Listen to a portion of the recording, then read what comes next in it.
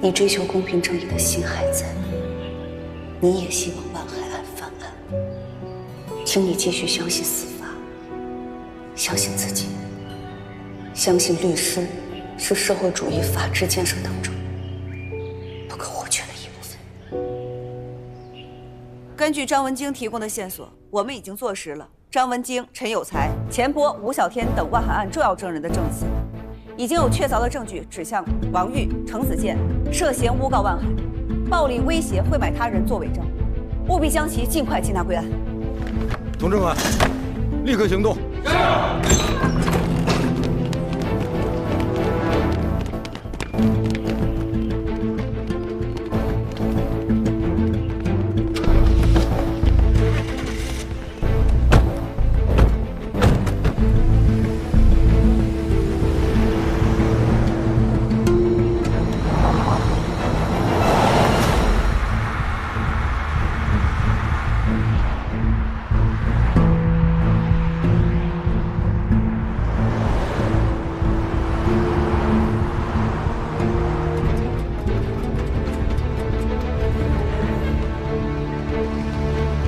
正下工作。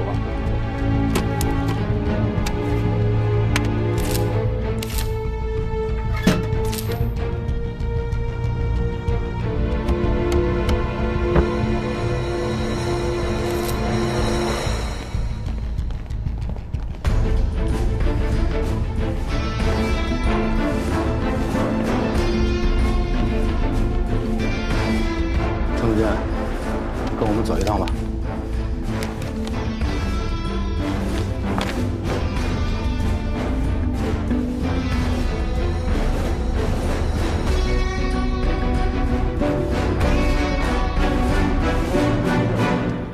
东平的事儿，现在查到这个地步，你这律师也都进去了。按照现在这个趋势，下一个该是谁？心里都应该有数。小龙啊，要不你出去躲躲，这对大家都有好处。我不能走，你不走，你是不知道东平这些事儿都是因为你才变得这么艰难，是吧？你有什么资格说你不走？ 新疆的，咱俩是一根绳上的蚂蚱。我要有事儿，你看你脱得了干系吗？杜迪，你就是颗老鼠屎。跟谁说话呢？你要没个当官的爹，你是个屁呀！你有资格坐在这跟我吃饭吗？我分分钟弄死你！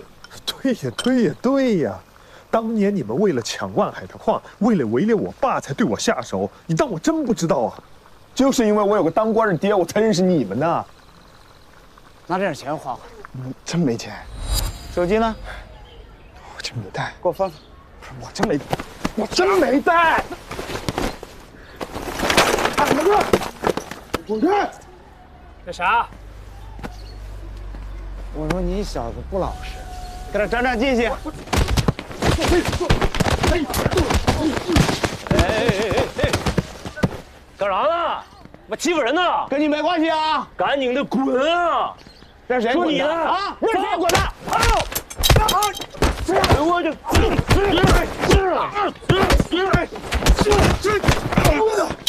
赶紧滚！我赶紧走！看啥看？走！赶紧回家！谢谢。哎呀，你叫啥呀？江哪儿？请我们吃饭呗。行啊。 我跟你说，以后有事儿找龙哥。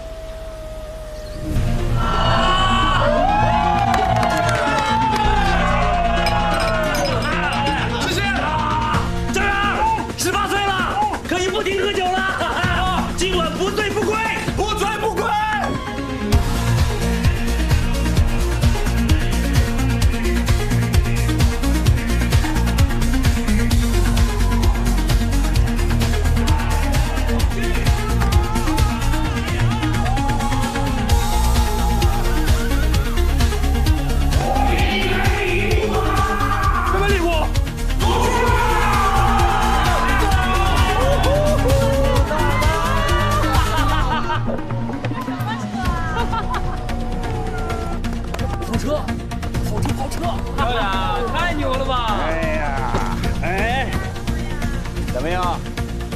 喜欢吗？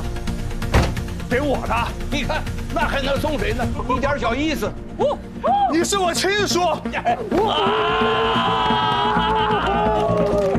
哎呀，来，请上车。祝小远生日快乐！生日快乐！你以为我不知道你们玩那些花样是吗？哎，我就想问问他，没有我，没有我爹，能有你们今天？你能像个人一样坐这儿跟我吃饭？够了！还嫌事情不够乱吗？外边现在这都什么局面了，不清楚吗？要干什么呀？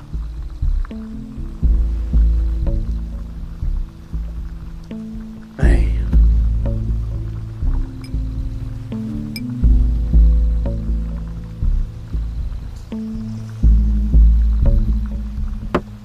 老师，我再说一遍，我不走。大家都在一条船上，您肯定也不希望我出事儿。哎，你那个专案组那边，你知道什么情况？麻烦你提前告诉我，好吗？我好做好准备。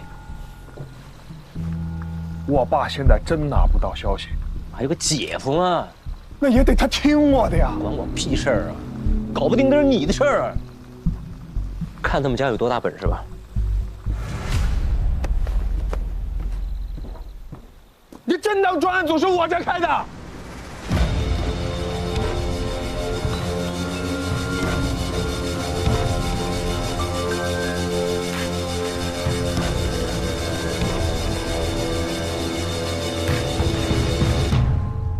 ？thousands times smaller. 研究人员。哎，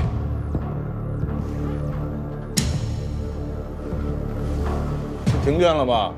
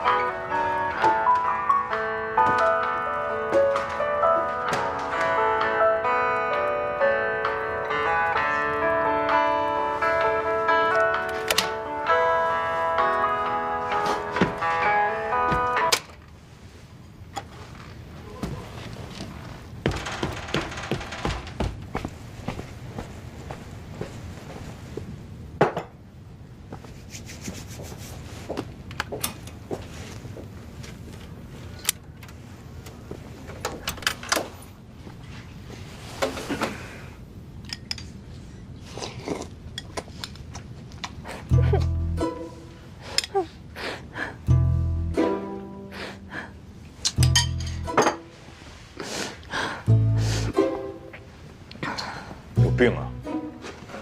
为这点事儿值当吗？闹什么幺蛾子啊？老头，你到底喜不喜欢我呀？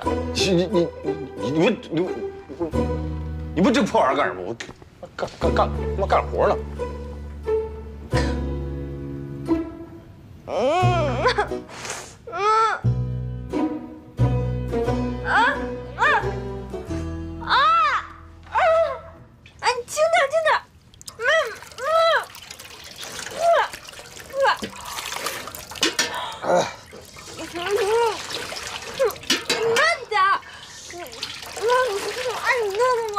好了吗？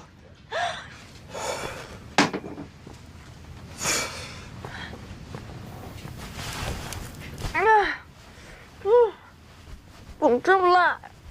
清凉油抹眼睛，亏你想得出来。挺大人了，能不能别天天我到哪儿你到哪儿？净给我添乱！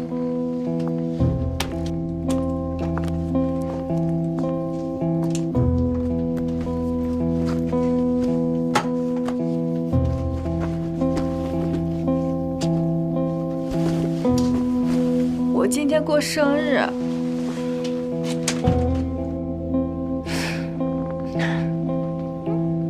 不就是喜欢你吗？怎么就那么难啊？你赶紧找一个你合适的人，你赶紧嫁了，我觉得挺好的，别在这我耽误功夫，啊！你好好的呢，咱俩能当哥们儿处着，你就这么闹，咱俩这辈子只能老死不相往来。那就老死不相往来。老头，你是不是嫌弃我？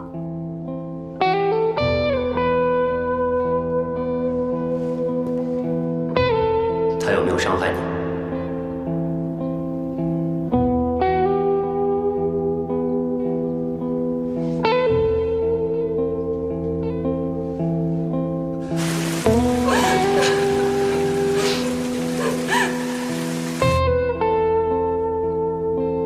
没有。你确定吗？我确定。没有。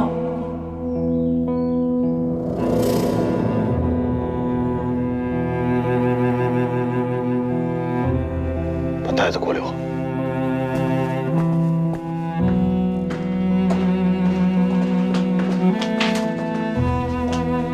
梅国平，我再也不理你了，我说的是真的。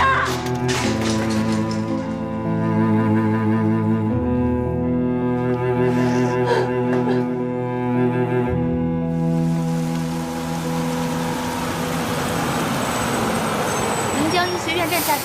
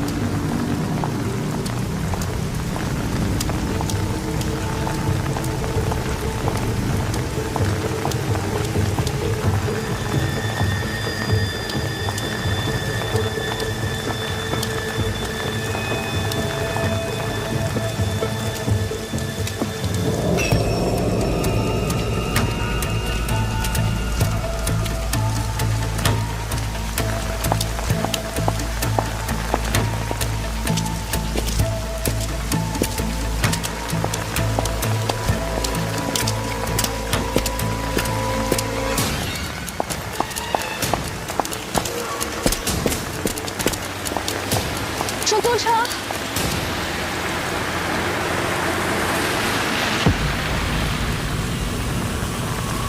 坐车吗？不用了，谢谢。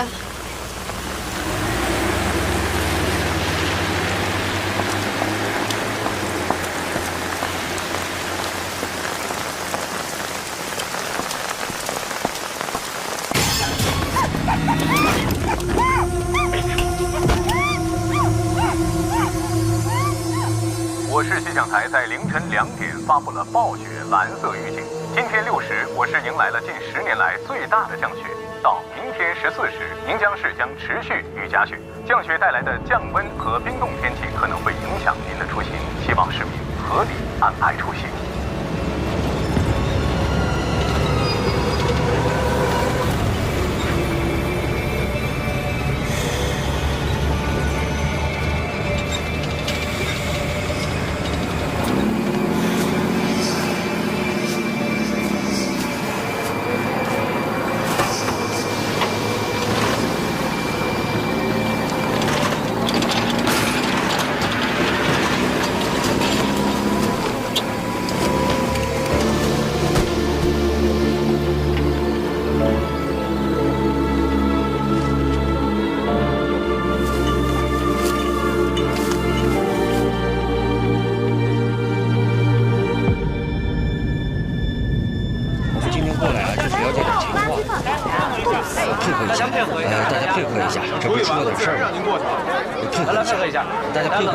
没什么大事啊。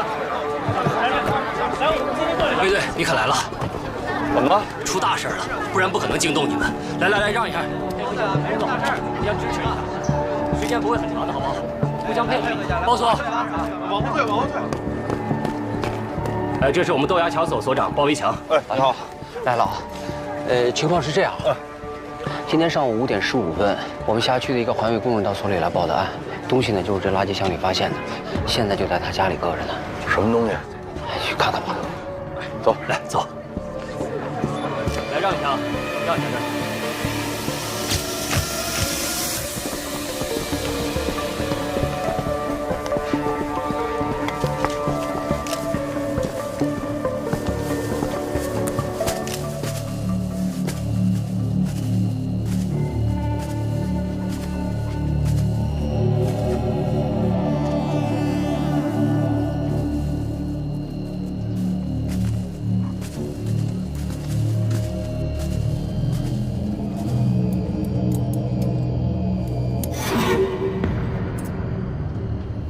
这是什么肉？疑似部分人体组织。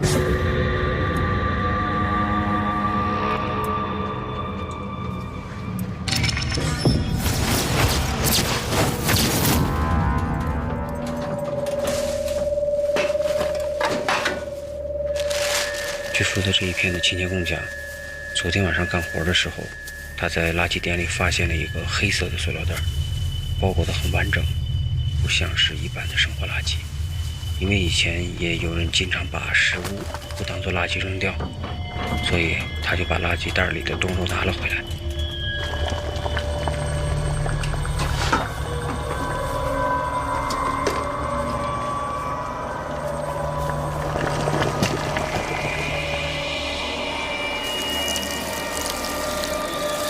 回到家里，他烧了水，打算温手解冻，结果就发现了人的牙齿。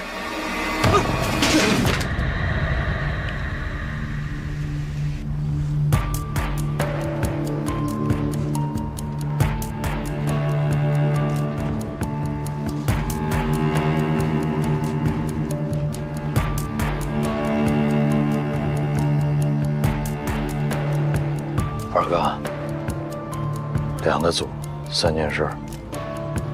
把今天所有咱们到场的警察都分成2个组，让咱们刑警做主导。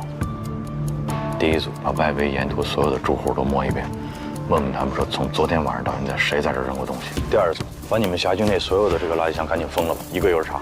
他们所周边的这个4个辖区派出所，一个都别漏。明白。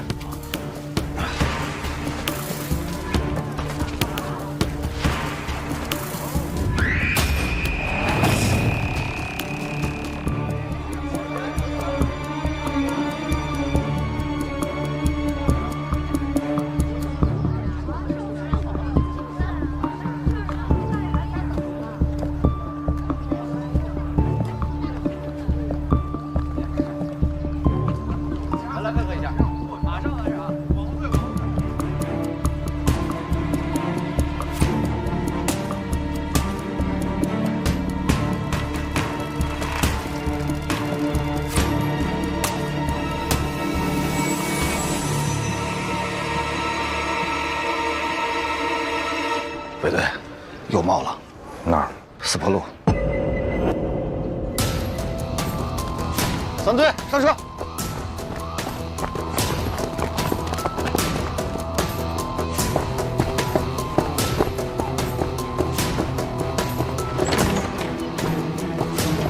同学们，因发生重大案件，今天的课暂停一次，大家自行复习啊。好。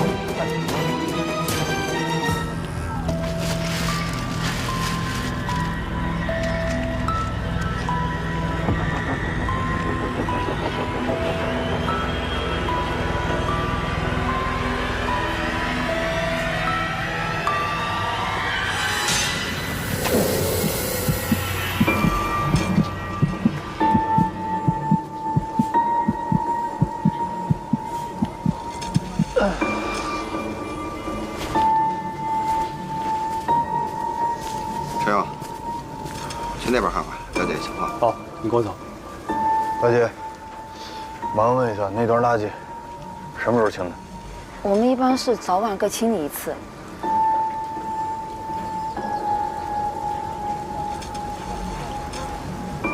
人命关天啊，希望你认真配合啊。你这有什么其他情况，你也可以跟我讲，我不跟你领导说。什么时候清的？我前2天滑了一跤，在家里歇了1天。所以哪天清的？前天下午刚拉走了一车。前天24号。好，哎，你先去吧。来，24号，那就是24号夜里和25号抛尸的可能性最大。这2包尸块应该只是一小部分，至少还有60、70斤不知道在哪儿。二哥，那我有没有可能把这个时间线再往前拉？比方说23、24，假设都有可能有人抛呢？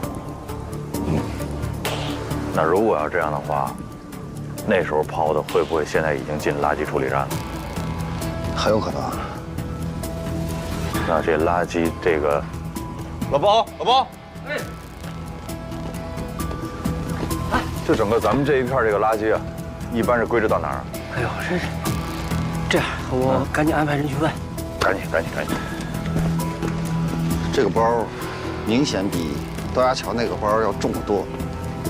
如果那边那个包可以手提着，这个包恐怕拎不了多远。所以我怀疑凶手有交通工具，至少是个自行车。咱这么着，假设是豆芽桥、四坡路，往西颐和南路，往南华中路，这是分进路是吧？对。抛尸案的特点一般是越抛越远，近的用手提，远的用交通工具。那豆芽桥这儿，有可能离案发地点更近。咱们这样，往前推，时间拉长啊，5天。你们去打听所有刚才我提到这些路段的夜巡民警，值班的时候谁看见推自行车的可疑的人，尤其是后座或者踏板上有包的，明白吗？散。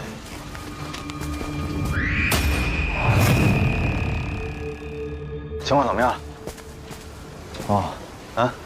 结合刚才豆芽桥的，基本上是可以确定是人体组织，但是具体情况呢，要回化验室才能确认。你回化验室那是肯定的啊。你现在就是说，在假定的情况之下，你能给我什么？你估计大概时间紧迫。根据牙齿的情况，可以判断是个年轻人。有多年轻？15到35岁之间。点太快，你给我收点。不是，他这里面是有一个生理差异化的问题，我们需要考虑。收。根据我的经验判断，20到25的概率最大。性别？这个是真不知道，我们现在掌握的证物太少了。好，明白。谁让你来的？水库看好了？水。对。目前什么情况？今天早上，你讲。是，碎尸案，目前只发现了豆芽桥和这儿的2包，剩下的都没有找到。附近4个派出所，除了留下几十个人挨家挨户排查，剩下都撒出去翻垃圾箱了。这样啊，现在这个案子呢，就由你来指挥。是。你怎么的？还想继续看水库吗？3队同志呢？3队了，过来！3队的同志，1人进1个队，带领其他同志熟悉一下情况。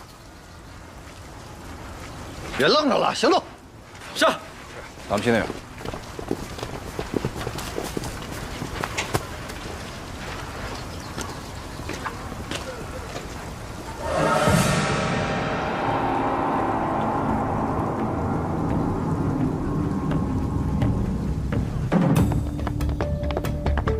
现场的痕迹破坏的比较严重，我们能掌握的也只有这些。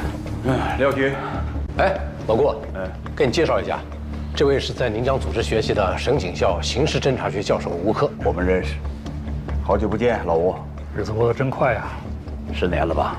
开始吧。目前掌握的线索非常有限，死者是谁？死者的性别、身份、案发的时间、杀人的现场在哪儿？分尸的地点又在哪儿？这些对我们来说都是一概不知。再加上外面，现在这个雨是断断续续下个没完没了，现场痕迹的保存条件呢是非常差，这在很大程度上增加了我们破案的难度。这样吧，我们先请省警校的吴教授拓展一下我们的思路。吴教授，我看还是先听听年轻人的意见吧，他们的思路比较开阔。你怎么看？就是你。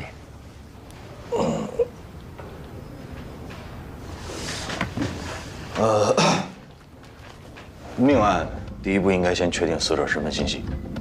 那我们这是碎尸，比较麻烦，只找到了很少一部分尸块，所以我们现在应该找到剩余的大部分尸块，拼接一下。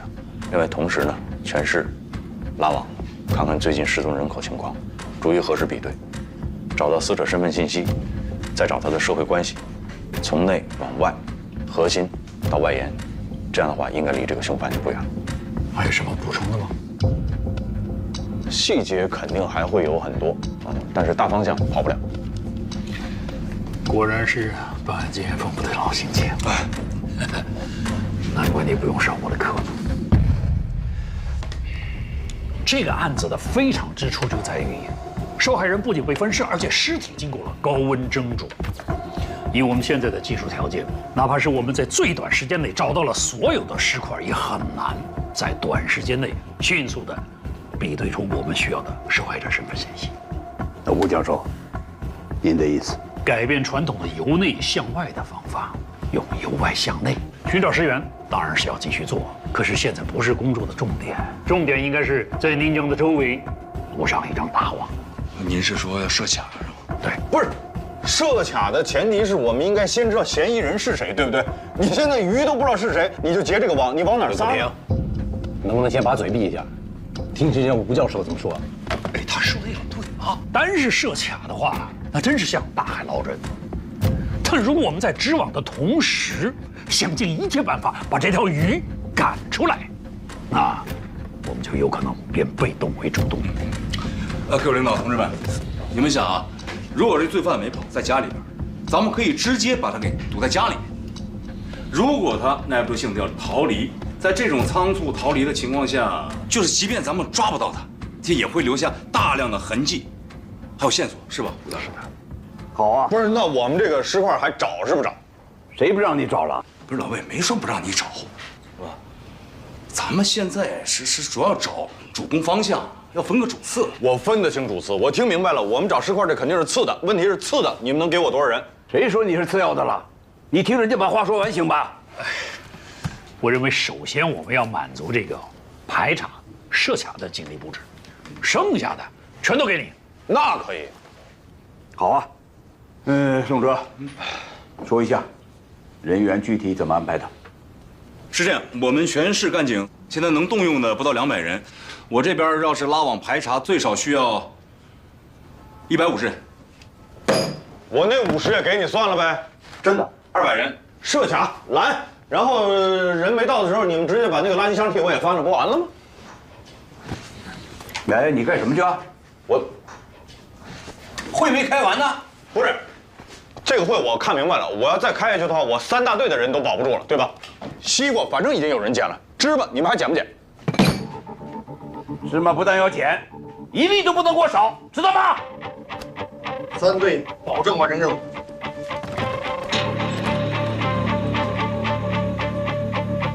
哎，干什么呢你？人家毕竟是省里来的专家。是啊，宋哲在就够了，我们不做别的工作吗？怎么样？各居民点垃圾箱都没有发现新的情况。咱不管他那个，我们干我们的，找尸块还是第一要务。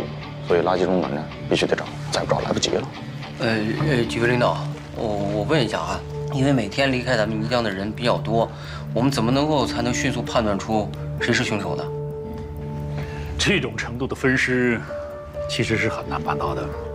因此，我们怀疑这个凶犯他应该具备有相当的外科手术能力的人，或者是有在杀牲畜的经验。他还需要独立的、可以操作的空间。找个人捎给我师傅。就说这是我补充发言。好，走。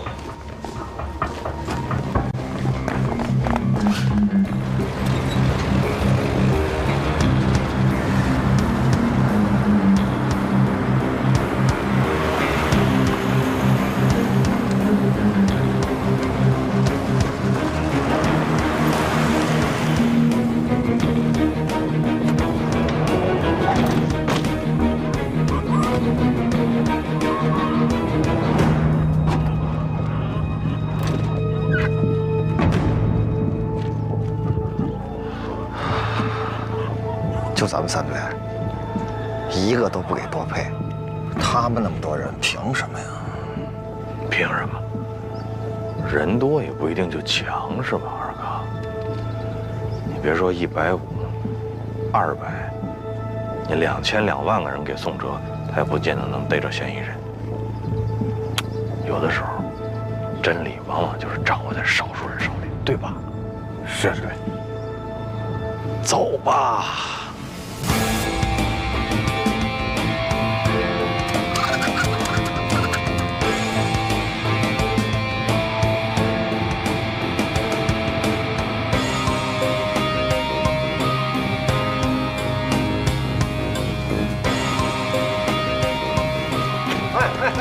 你们干嘛的？你好，啊，是刑警队的，把你们这个垃圾车停运一下，我们要检查。检查？没接到领导通知啊？那我们现在就通知你。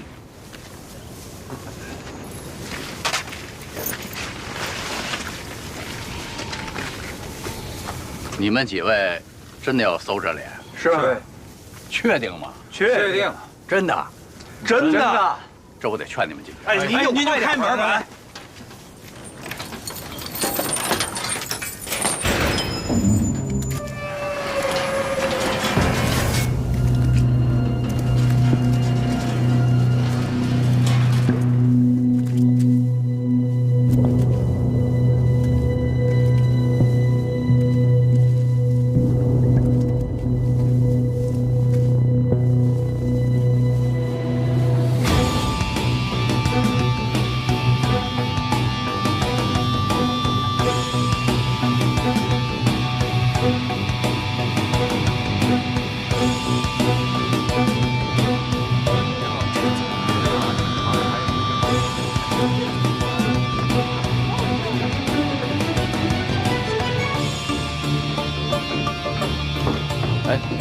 不觉啊！你们分局刑警队到了吗？都到齐了。哎，不觉，卫队跟省里的专家杠起来了。谁瞎传了这闲话呀？啊，查案的消息要这么灵通就好了。顾局，听说省里的专家要插手咱们的案子。不会吧？我们的案子让别人插手，这太不合适了呀！胡说八道什么？你们不是来办案的？顾局，大伙儿都要去支援卫队。对，到底要搞什么？你们？顾局，这是卫队长交给您的。发动各单位、街道、居委会自行核对失踪人口，缓解警力问题。夜巡干警很有可能有人看到过抛尸者，重点询问。我强调一下啊，从现在开始，所有的行动要服从统一指挥。啊，是。哎，廖局，啊，老顾，有事吗？有点事跟你说。你说说这个魏国平啊，这前段时间我刚刚向上级汇报过干部考察的事儿，这混小子今儿就给我来这么一出。你说说让上级领导怎么看待咱们选拔干部？难道就让他们看现在年轻人敢在专案组的会议上和领导叫板？哎，是，这种行为确实不应该鼓励。哎，对了，垃圾场那边有什么消息了吗？还没有。廖局，任何侦破工作，除了严谨缜密的刑侦手段，运气也是缺不了的。做，就他那运气，完了啊！我走了。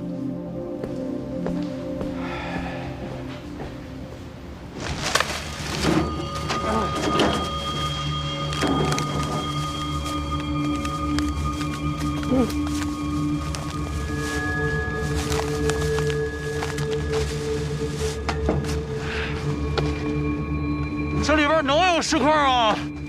我刚才不是说了吗？全下口区5天的垃圾都在这儿了。从侦办逻辑上来讲，这个地方肯定会有发现的。这么变态的凶手哪有什么逻辑啊？谁告诉你变态就没逻辑了？那88年那个案子凶手不就没什么逻辑吗？那吴教授还让我琢磨说这个陌生人作案的可能性，你说这不扯淡呢吗？人家是专家，你就和我一样听着不就完了吗？专家也不能太偏心眼了呀！你看人家宋处兵强马壮，你再看看咱这边这什么呀？这是，哎，咱们还就哀兵必胜，咱们以少胜多，好不好？好，加油！加油！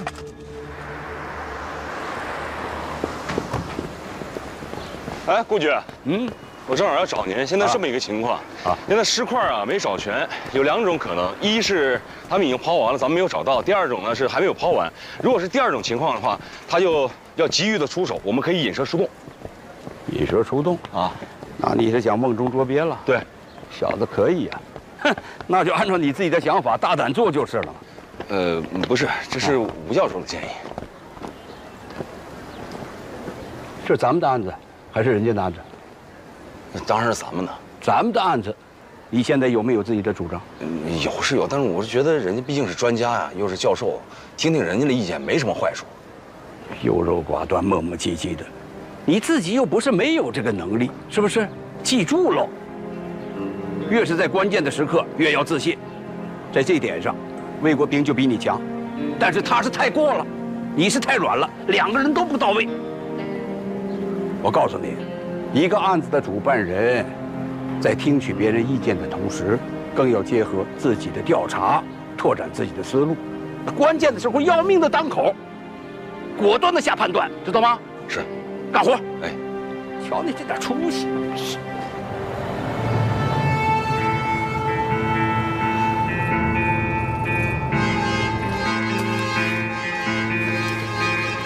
来支援了！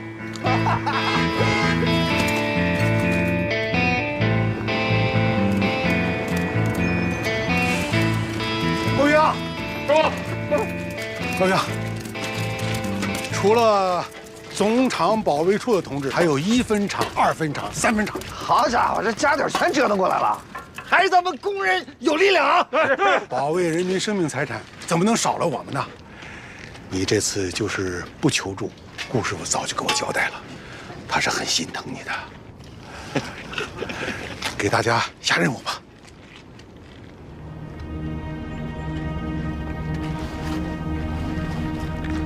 各位老少爷们们，现在我下面要说的话和我们一会儿要干的事儿，麻烦大家帮我们一概对外保密。啊，因为什么？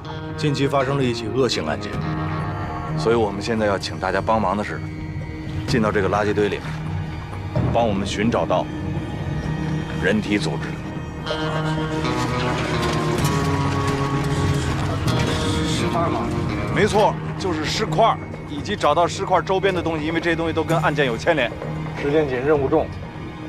要是害怕的、忌讳的，或者家里边有老人、孩子不方便的，尽管提出来，可以回去，我们完全理解，啊。所以呢，就是咱们进去之前，丑话说头里，问问大家的意见，不知道行不行？添麻烦了。操！这么多垃圾！哎，等着您表态呢。是男人放个响屁，行不行？怎么样？行。走。谢谢大家了啊！谢谢。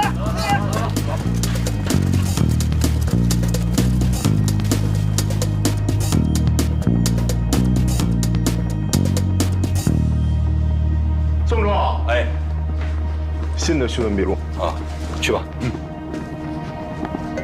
您看一下。不用了。每份笔录按时间线排序，交叉比对，尽量详尽地还原具体情况。明白。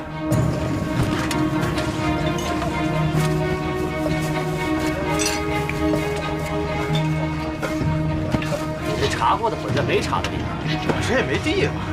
这么多人在这翻，都乱了套了。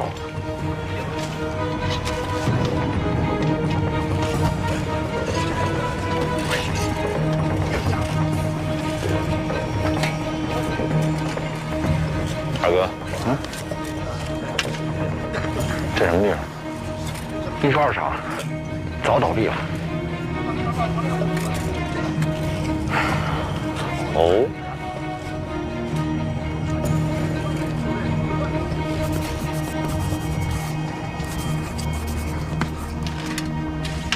我们现在啊，查过的和没查过的垃圾已经快混到一块儿了。得想办法去问一下，好吧？好吧，师傅。站长，咱们这个垃圾的堆放是按照您跟我说的大概日期来的，是吧？都没错。师傅，你们人多，先把离现在最近的门口这个25、26号这部分清出来，好吧？程勇，你带组人，在围墙西头开个口子，把已经检查过的往印刷厂大院里边排。然后是22号这一片，垃圾最多也最有可能有线索，直接贴着它，从东面开个口子，扫完一部分就运出去一部分。等这2部分都清完了，地方也腾出来了，咱们再回头清23、24号这2堆。还是那句话，不光找石块，还要留意有身份信息的物品，好吧？好了，开走了。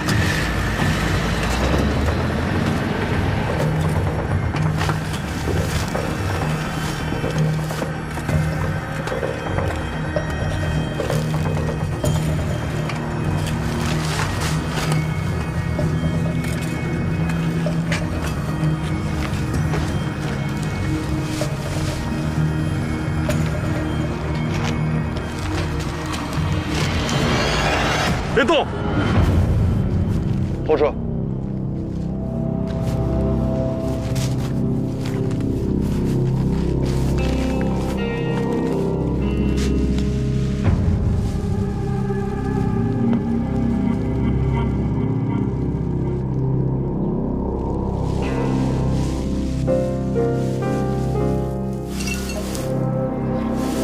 江东宁江市。没有，应该没有这个市字。宁江什么分公司？这应该是22号的垃圾。兄弟，你先靠边喘口气。好，没事，不害心。我叫技术科的人，顺便给大家带点姜汤水。啊，再弄点感冒药过来。好嘞。啊，怎么了？说，小红庙派出所来了个电话，说有维协群干警看见过可疑的助力车。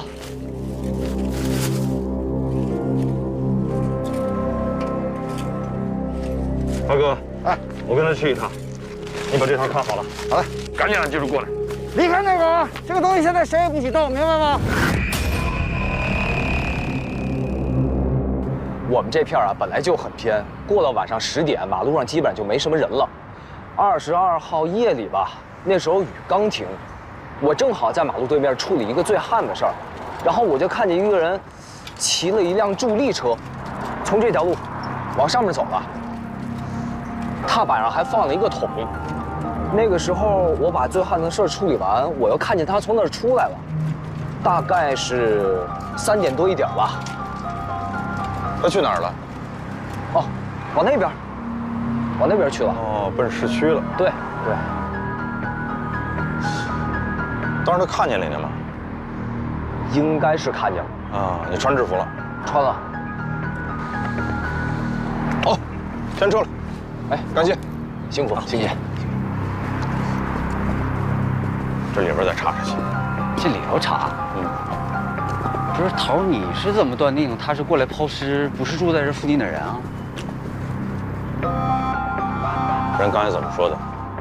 这人过去又回来，都是从他眼皮里过去的。人就穿制服，那说明什么？说明他对这地方根本就不熟，怎么还可能住这儿？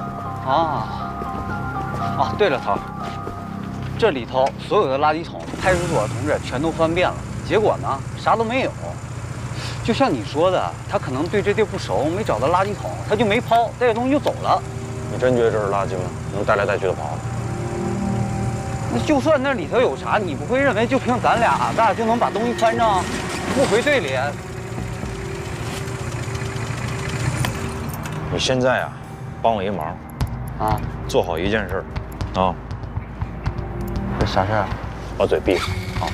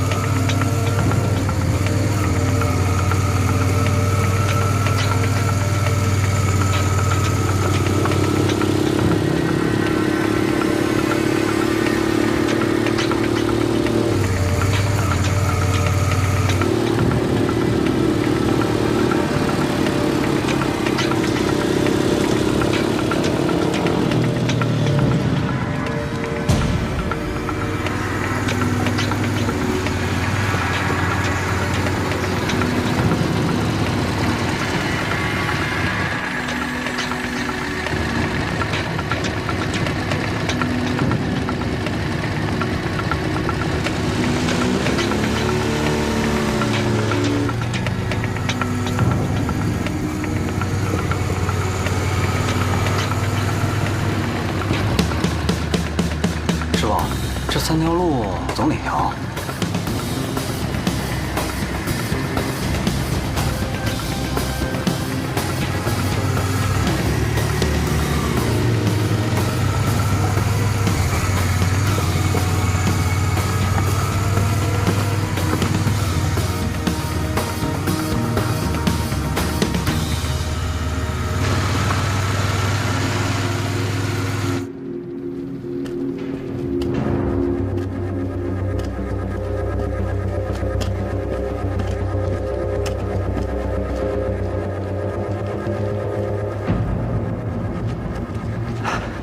这店儿可太容易藏东西了，找都不好找，一点火什么都没了。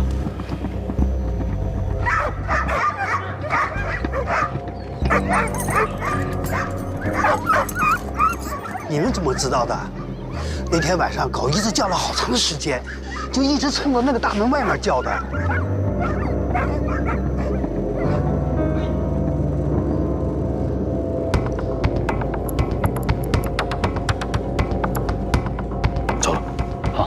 谢谢啊。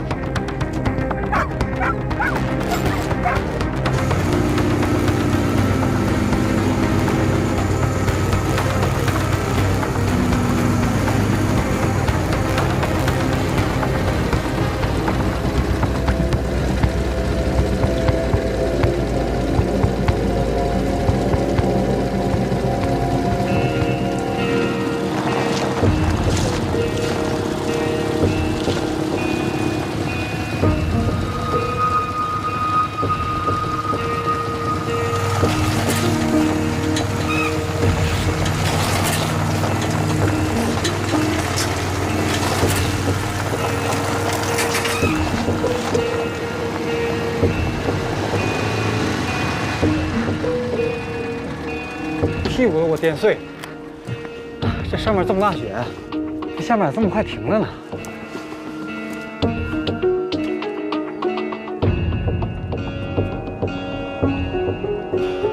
哎呦，这么陡的坡啊，要没我，你骑都骑不上去啊！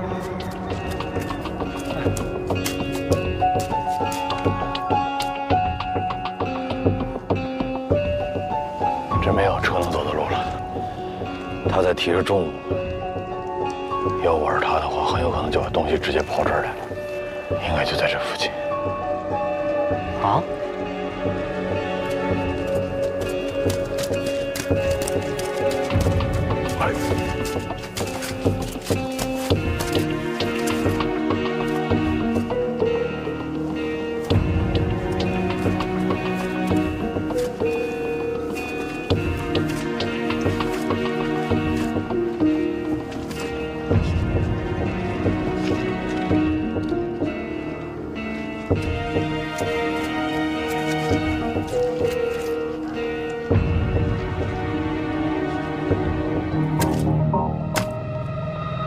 桶的印子。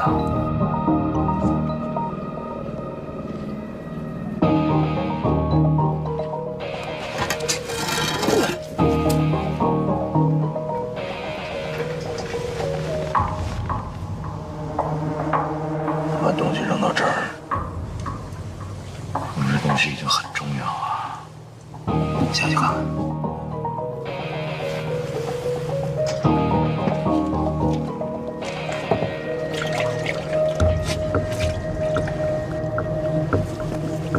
仔细点啊！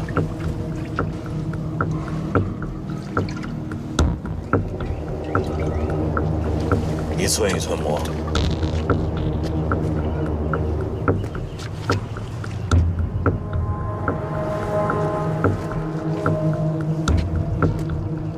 每个角落都摸遍了。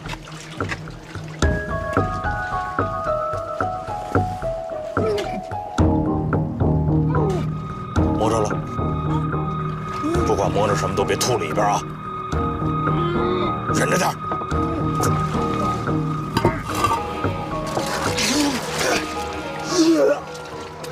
飞，出来，让你看看什么叫师傅。